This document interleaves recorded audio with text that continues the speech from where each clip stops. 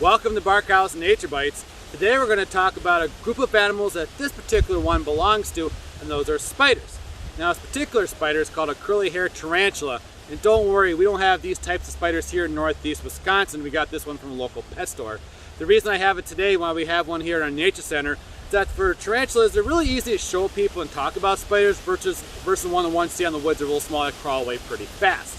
And I know the big question is, could she bite? Yeah, it is a lady spider. She could bite. She has some pretty good fangs on her, and she does have venom just like most spiders do. But for the most part, tarantulas are really gentle. They're not going to bite you just for fun. The only time they might bite is really for mishandling them. So as long as I'm gentle with her, she'll be just fine. You can tell she's just kind of hanging out just fine.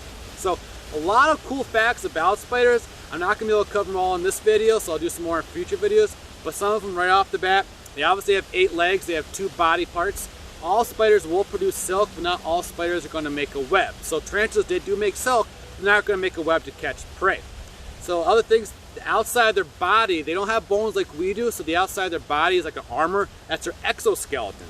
And their exoskeleton is really made out of something called chitin, which is kind of like keratin, which is what your fingernails or your hair is made out of. If you have hair, some of us don't judge, it happens. Well, that's what kind of makes up her exoskeleton. It's called chitin. It's kind of like a keratin, a little bit different. And they actually do shed or molt out of that exoskeleton every once in a while as they grow larger, kind of like a snake shedding its skin. And this just happened actually yesterday. It worked out pretty good. So this is actually her old exoskeleton that she just molted out of just actually yesterday. And it's kind of fun. Sorry, little lady. So what's kind of fun is you can really look up close at these exoskeletons, see all the legs. You can see the fangs on them pretty good. It's really kind of a cool way to look at them a little bit closer. So when they do this, it looks about as weird as it sounds. It looks like there's like 2 spiders, one crawling out of the other, and yeah, have fun kind of visualizing that. So other fun things about spiders. So what's going to happen sometimes to young spiders especially is that go to like a branch or rock up high and shoot off a little thing of silk. And if you've ever seen Charlotte's Web, you know what I'm talking about. And that little silk is almost like a little balloon, and it'll kind of catch the wind and carry them off a good distance. And they call this ballooning. It makes sense. And they can travel pretty far, pretty high. So they could actually go up sometimes 200 feet. Sometimes they've actually seen spiders at 10,000 feet. So it's crazy to think about that spiders are one of the few animals that you sometimes see at 10,000 feet up in the air. Pretty crazy. And they can adjust how fast or slow they're going by how much silk they shout out, or by just using their legs kind of, basically it's almost like a giraffe or drag, I should say, helping them kind of direct where they go. So other cool things, well, how do they walk? This is a big one. How do they walk?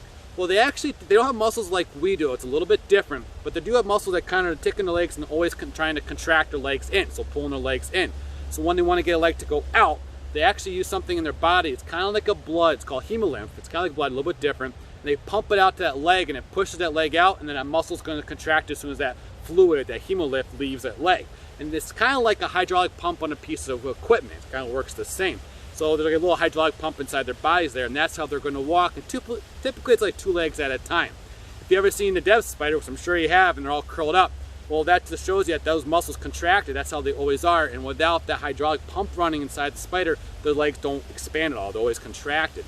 So another thing, especially for anybody who's a Spider-Man fan, how do they walk up vertical surfaces or upside down without falling? Well, they actually use like a really good microscope to look at the ends of their feet. And there's all these little hairs at the ends of their feet. And each of those thousands and thousands of hairs at the ends of their feet have little microscopic feet on those that adhere or attach to the surface, really help with the traction, so they can climb up just about any kind of surface. Vertically, it can be wet, it can be oily, it does not matter. They could be on the ceiling right now, crawling above your head, ready to drop down. Just kidding, made you look. But it's really kind of crazy how they can do that. It's a really neat adaptation to have for sure.